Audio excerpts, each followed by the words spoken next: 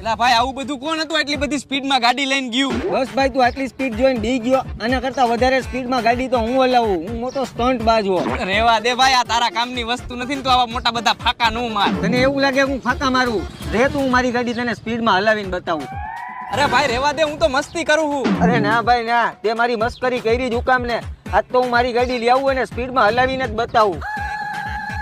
એલા ભાઈ તું રેવા દે, હું કામ ગાડી લઈ આવ્યો? ખોટી હવા નો કર, ક્યાંક એક્સિડન્ટ થયું ને પડી બડી ગયો ને તો ઊભો કરવા હું નહીં આવું હો. અને હું આવતો કાઈ નહીં, તારી નજર રહી નહીં મારી ઉપર જ રાખજે. જો હવે હું કેવા સ્ટન્ટ કરું.